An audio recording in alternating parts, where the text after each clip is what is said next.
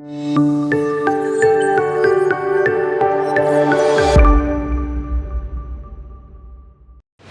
అండి, welcome to my channel. నేను మీ వెల్లి చక్రధర్.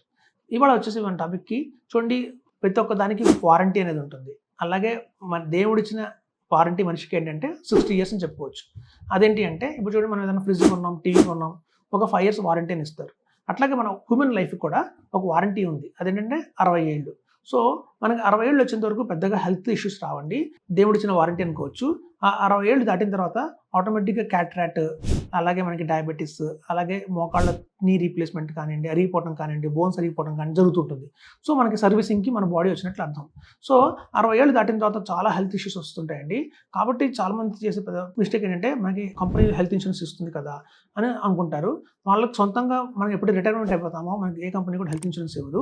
సో మనం కనుక ముందే కనుక సొంతంగా మనం హెల్త్ ఇన్సూరెన్స్ తీసి పెట్టుకుంటే రాబోయే రోజుల్లో ఇట్లాంటి క్యాట్రాక్ట్ ఆపరేషన్స్ కావచ్చు, లేకపోతే నీ రీప్లేస్మెంట్ కావచ్చు, లేకపోతే ఏదైనా డయాబెటిక్, షుగర్, బీపీ, థైరాయిడ్ అట్లాంటి వల్ల వచ్చే ఏదైనా ఇష్యూస్ ఉంటాయి, హెల్త్ ఇష్యూస్ మనకి కంపెనీస్ ప్రొవైడ్ చేస్తాయండి, మనం కనుక హెల్త్ పాలసీ తీసుకుంటే. అయితే చాలామంది చెప్పేది ఏంటంటే, ఇందులో హెల్త్ ఇన్సూరెన్స్ పాలసీ 60 ఏళ్ళు దాటిన తర్వాత ప్రీమియం చాలా ఎక్కువ ఉంటుంది, గణనీయంగా లక్షలు అడుగుతున్నారు. మనకి ఏంటంటే చూడండి, మెట్రోపాలిటన్ సిటీస్ లైక్ మీకు ఢిల్లీ చూడొచ్చు, బాంబే, లేకపోతే మనకి చెన్నై, బెంగళూరు, హైదరాబాద్లో చూస్తే హాస్పిటల్స్ అయితే చాలా బ్రహ్మాండంగా ఉన్నాయండి. మల్టీ హాస్పిటల్స్ ఉన్నాయి, మల్టీ స్పెషాలిటీ హాస్పిటల్స్. కానీ అందులో రూమ్ రెంట్ వచ్చి మనకి 8,000 per day, 9,000 per day, 20,000 per day. Suits అయితే 25,000 rupees per day ఉంటాయి. సో అట్లాంటి కార్పొరేట్ హెల్తీ మనకి చాలా కాస్ట్లీయెస్ట్ ట్రీట్మెంట్ తీసుకోవాలి అంటే మాత్రం చాలా కాస్ట్లీ అవుతుందండి. సో మనకి ఒక మంచి సమ్ ఇష్యూడ్ ఉండాలి, ఒక 25 lakhs, 50 lakhs సమ్ ఇష్యూడ్ ఉండాలి అనుకుంటే మాత్రం ప్రీమియం అన్ని కంపెనీస్లో చాలా అత్యధికంగా ఉంది, మీరు కంపేర్ చేయొచ్చు. కాబట్టి ఇందులో కనుక మనం చిన్న ఆప్షన్ ఉందండి, కోపేమెంట్ అంటారు దాన్ని. ఒక 50,000 rupees కోపేమెంట్ కనుక మనం పెట్టుకుంటాము అని చెప్తే మాత్రం, అంటే ఏదైనా క్లైమ్ వచ్చినప్పుడు, అది కూడా ఇయర్లో ఫస్ట్ వచ్చే క్లైమ్లో మాత్రమేనండి, అన్ని క్లైమ్స్లో కాదు, ప్రతి ఇయర్లో వచ్చే ఫస్ట్ క్లైమ్లో ఒక 50,000 rupees కనుక మనం పెట్టుకుంటాము ఒక కోపేమెంట్ లాగా అనుకుంటే మాత్రం గణనీయంగా మనకి 50% డిస్కౌంట్ ఇస్తారండి. అంటే చూడండి, ఒక 60 ఏళ్ళు దాటిన ఏ వ్యక్తి కనుక ఒక 10 lakhs policy or 20 lakhs policy తీసుకుంటే వాళ్ళకు వచ్చే 80,000 ప్రీమియంలో కూడా మనం కట్టాల్సిన ప్రీమియం ఎంత అంటే కేవలం 40,000 rupees మాత్రమే. సో అట్లా అండి, మనకి డిస్కౌంట్ ఎప్పుడైతే 50% డిస్కౌంట్ వచ్చిందో ప్రీమియము, మనం ఒక హై సమ్ ఇష్యూడ్ అనేది తీసుకోవచ్చు. లేదా మనకున్న చూడండి, చాలామంది 60 ఏళ్ళు దాటంగానే పెన్షన్ మీదే ఉంటారు, వచ్చే పెన్షనే అంతంత మాత్రం, మళ్ళీ అందులో కూడా ప్రీమియం కట్టాలి అంటే చాలా టఫ్గా ఉంటుంది, కష్టంగా ఉంటుంది.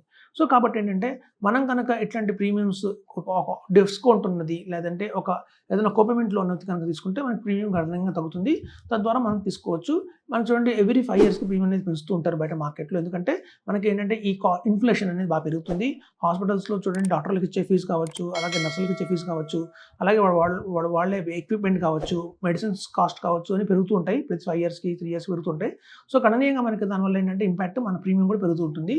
అది సర్వసాధారణంగా జరుగుతుందండి. కాబట్టి ఎలా ఉండాలంటే, హై సమ్ ఇష్యూడ్ ఉండాలి, చాలా తక్కువ ప్రీమియం కట్టేటట్టు ఉండాలి.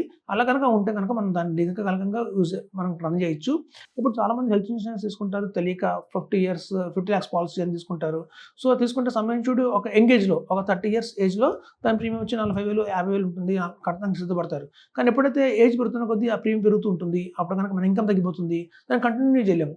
నిజంగా దాని అవసరం ఎప్పుడు వస్తుందంటే 60 దాటిదాకా దాని అవసరం వస్తుంది. ఎప్పుడైతే 60 దాటిన తర్వాత మనం ఇన్నాళ్ళు కట్టుకుంటూ 30 ఏళ్ళ నుంచి 40 ఏళ్ళ నుంచి కట్టుకుంటూ వచ్చిన పాలసీ 60 ఏళ్ళు దాటిన తర్వాత దాన్ని కట్టలేకపోయామనుకోండి, ఏదైనా ఆర్థిక పరిస్థితుల్లో ఇబ్బంది వల్ల కావచ్చు, ప్రీమియం అత్యధికంగా అయిపోయి కావచ్చు, అనవసరంగా మనకు ఇన్నాళ్ళు కట్టినంత వేస్ట్ అయిపోతుంది. సో అలా కాకుండా ఎక్కడైతే ప్రీమియం చాలా తక్కువ ఉంది, తక్కువ ప్రీమియం ఉంది, ఎక్కువ బెనిఫిట్స్ ఉన్నాయి అన్న పాలసీ కనుక తీసుకుంటే మనం కంటిన్యూ చేయడానికి ఈజీగా ఉంటుందండి. ఈవెన్ మనకి లోన్స్ కూడా ఇస్తున్నాం, ప్రతి ఒక్క ప్రీమియంకి వల్ల మనం లోన్స్ కూడా ఇస్తున్నాం. చాలామంది అడుగుతారు, సార్ మాకు ఏమన్నా ప్రీమియంలో ఏదైనా మంత్లీ కట్టుకునే అవకాశం ఉందా, అట్లాంటి అవకాశం ఉందా అని అడుగుతున్నారు. సో తద్వారా ఏంటంటే, ఒక ప్రీమియమ్స్లో మనకి ఈఎంఐ ఆప్షన్ లేదండి. కాకపోతే ఏంటంటే, చాలా కంపెనీస్ ఇవాళ 9% rate of interest, 8% rate of ఇంట్రెస్ట్కి మనకి సివిల్ స్కోర్ కొంచెం తక్కువ ఉన్నా కూడా లోన్స్ ఇస్తున్నాయి వాటి మీద. సో మీకు 40,000 ప్రీమియం, 50,000 ప్రీమియం వచ్చింది, మనం లోన్ ద్వారా కట్టుకుంటే మనకి ఇంకొక 5,000 ఎక్కువ అవుతుంది ప్రీమియం.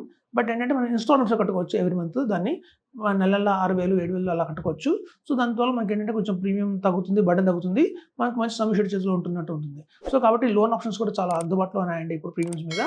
సో కాబట్టి ఎక్కువ సమ్ ఇష్యూడ్ ఉండాలి, తక్కువ ప్రీమియం ఉండాలి, అవసరమైతే లోన్ తీసుకునే అవకాశం కూడా ఉండాలి. ఇట్లాంటి కాంబినేషన్ కనుక ఉంటే కనుక మంచి పాలసీస్ కింద తీసుకోవచ్చు.